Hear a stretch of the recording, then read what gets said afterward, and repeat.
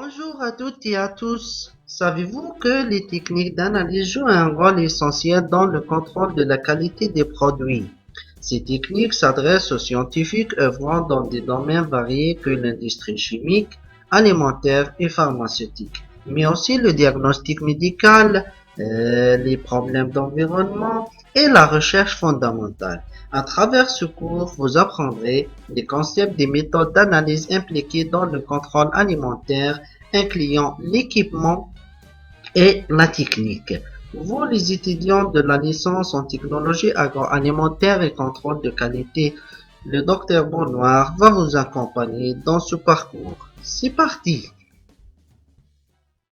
La première question que l'on peut se poser, qu'est-ce qu'une technique d'analyse? Tout simplement, une technique d'analyse se rapporte à l'étude des comportements chimiques et physiques des composés purs ou en solutions soumises à diverses conditions.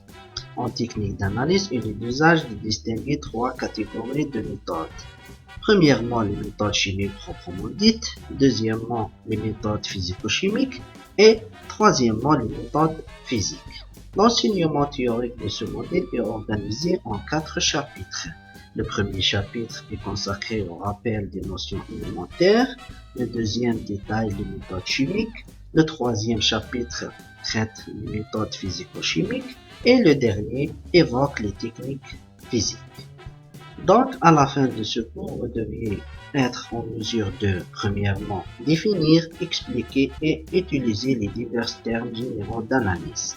Deuxièmement, différencier les différentes techniques d'analyse utilisées dans le contrôle alimentaire. Troisièmement, définir et identifier le principe de chaque type d'analyse. Et quatrièmement, expliquer le mode de fonctionnement de l'appareillage.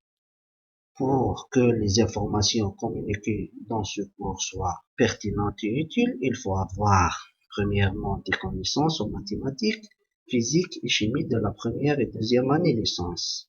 Deuxièmement, des notions générales sur l'instrumentation. À cet effet, le premier chapitre rappelle les notions élémentaires de la première et deuxième année.